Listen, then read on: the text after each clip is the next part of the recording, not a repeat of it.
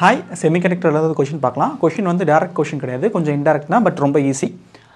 Question என்னன்னா the output waveform for the given circuit is okay. ஒரு circuit கொடுத்துட்டா ஒரு அவுட்புட் waveform என்னமா இருக்கும் அப்படின்னு கேட்குறாங்க. இதில் என்ன இருக்குன்னா டயோடு இன்வால்வ் ஆகிருக்கு. நமக்கு டயோடு இன்வால்வ் ஆகி ரெசிஸ்டன்ஸ் வச்சு நமக்கு ஆல்ரெடி ஒரு சர்க்யூட் இருக்கும் தெரியும் மைண்டில். என்னன்னா ஒரு half wave rectifier. Half wave ரெக்டிஃபையரில் இங்கே ஜஸ்ட் ஒரு டிரான்ஸ்ஃபார்மர் பார்ட் இருக்கும், அது விட்டுருங்க. இப்படி ஒரு ரெசிஸ்டர்ஸ் இருக்கும். ஸோ நமக்கு அப்போ அவுட்புட் வோல்டேஜ் இது தான். இங்கே நமக்கு அந்த ரிப்பல் அவுட்புட் கிடைக்கும். கரெக்டாக இது வந்து ஹாஃப் வேவ் ரெக்டிஃபையர். இந்த சர்க்யூட் வந்து சிமிலர் சர்க்யூட்னு சொல்லலை, பட் சேம் டயோடோட ரெக்டிஃபையர் ரெசிஸ்டன்ஸ் இருக்குது. பட் டயோடு வந்து இந்த இடத்துல இருக்குது, ரெசிஸ்டன்ஸ் அங்கே இருக்குது. ஓகே சரி, இப்போது ஆன்சர் என்ன அப்படின்னா, ஃபார்வர்ட் பயாஸில் டயோட் கண்டக்ட் பண்ணும், ரிவர்ஸ் பயாஸில் டயோட் கண்டக்ட் பண்ணாது. ஃபார்வர்ட் பயாஸில் அது ஒரு ஷார்ட் சர்க்யூட் மாதிரி இருக்கும், ரிவர்ஸ் பயாஸில் கண்டக்ட் பண்ணனால ஒரு ஓப்பன் சர்க்யூட்டாக இருக்கும். அதனால தான் ஃபார்வர்ட் பயாஸில் இதை கண்டக்ட் பண்ணும்போது நமக்கு ஜஸ்ட் பாசிட்டிவ் ஆஃப் சைக்கிள் மட்டும் கிடைக்கும், நெகட்டிவ் ஆஃப் சைக்கிள் கிடைக்காது. இங்கேயும் சிமிலர் தான், ஃபார்வர்ட் பயாஸில் கண்டக்ட் பண்ணும், ரிவர்ஸ் பயாஸில் கண்டக்ட் பண்ணாது. பட் ஃபார்வர்ட் பயாஸில் கண்டக்ட் பண்ணுறதுனால லெட்ஸ் சே இங்கே ஒரு கிரவுண்ட் இருக்குது, ஏன்னா ஜஸ்ட் இங்கே ஒரு சோர்ஸ் இருக்கிறதுனால we can assume it will prefer this path அப்படின்னு.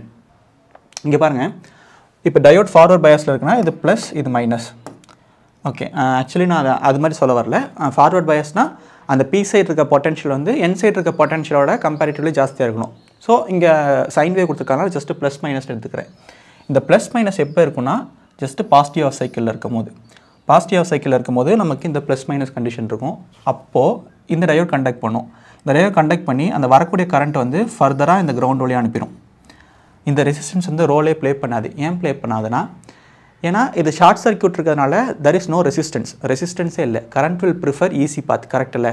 நம்ம அந்த கரண்ட் டிவைடர் ரூல்லையும் நம்ம தான் பார்த்துருக்கோம். ஸோ இந்த இடத்துல அந்த ஷார்ட் சர்க்யூட்னால தான் இந்த இடத்துல ரெசிஸ்டன்ஸே கிடையாது, resistance zero. So current will flow through this diode and it will reach ground R somewhere. இந்த சோர்ஸ்க்கே போயிடும்னு வச்சுக்கோங்க. ஜஸ்ட் இந்த ரெசிஸ்டன்ஸ்க்கு மட்டும் தான் வேலை. இதே ரிவர்ஸ் பயாஸில் இந்த டயோட் கண்டக்ட் பண்ணாது. அப்போ இது வந்து ஒரு ஓப்பன் சர்க்யூட் மாதிரி. அப்போது வரக்கூடிய கரண்ட் வந்து அப்போ தான் இந்த ரெசிஸ்டன்ஸ் வழியாக போகும். புரியுதில்ல? ஃபார்வர்ட் பயாஸில் நமக்கு அவுட்புட் கிடையாது, ரிவர்ஸ் பயாஸில் மட்டும் தான் நமக்கு அவுட்புட் இருக்குது. ஏன்னா டயோடோட பர்பஸ் அந்த மாதிரி. டயோடு வந்து அதான் பண்ணும், ஃபார்வர்ட் பயாஸில் கண்டக்ட் பண்ணி it won't allow the current to pass through R2 forward பயாஸில். இதே ரிவர்ஸ் பயாஸில் it is open, so current obviously goes through R2. So நமக்கு ரிவர்ஸ் பயாஸில் மட்டும்தான் R2 அவுட்புட் கிடைக்கும். ஸோ எகெயின் நான் சொன்ன மாதிரி இங்கே P அண்ட் N இருக்குது. நமக்கு இன்புட் வேவ் ஃபார்ம் வந்து இப்படி இருக்குன்னா ஜஸ்ட்டு நெகட்டிவ் ஹாஃப் சைக்கிள் என்னவோ அது மட்டும் தான் நமக்கு அவுட்புட்டாக கிடைக்கும். அப்போ ஆப்ஷன் சி. ஸோ இது வந்து கொஞ்சம் கன்ஃபியூசிங்கான கொஷின் தான். நிறைய பேர் மேபி ப்ராக்டிஸ் பண்ணாமல் இருந்திருக்கலாம். ஓகே, சில புக்ஸில் வந்து இந்த மாதிரி கொஷின்ஸ் நான் பார்த்துருக்கேன். பட் மோஸ்ட் ஆஃப் த ஸ்டூடெண்ட்ஸ்க்கு இது நியூவாக இருக்கும்னு நான் நினைக்கிறேன். உங்களுக்கு இது நியூவாக இருக்கா இல்லையான்றது கமெண்ட்டில் சொல்லுங்கள். ஓகே, ரொம்ப சிம்பிளான கொஷின்ஸ் தான்.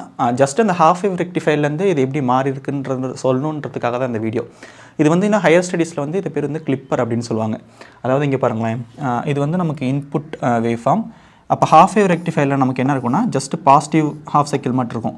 ஸோ இந்த ஹாஃப் வேவ் ரெக்டிஃபையர் வந்து என்னென்னு சொல்லுவாங்கன்னா நெகட்டிவ் கிளிப்பர். அதாவது நெகட்டிவ் வேவ் ஃபார்ம் வந்து கிளிப் பண்ணி எடுத்துரும். So negative clipper. அதே மாதிரி இது வந்து பாசிட்டிவ் கிளிப்பர். ஏன்னா இது வந்து பாசிட்டிவை கிளிக் பண்ணி ஜஸ்ட் நெகட்டிவ் மட்டும் தானே தெரியுது, ஸோ தருது. ஸோ இது வந்து பாசிட்டிவ் கிளிப்பர். சரி, இப்போ நான் உங்களுக்கு ஒரு டாஸ்க் தரேன். இதே டயோடு வந்து இப்படி கனெக்ட் ஆகிருக்கு, மற்றதெல்லாம் சேம். அப்போ வேவ் ஃபார்ம் என்னவாக இருக்கும், அந்த ஆப்ஷனில் எதுவாக இருக்குன்னு சொல்லி கமெண்ட்டில் சொல்லுங்கள். பை.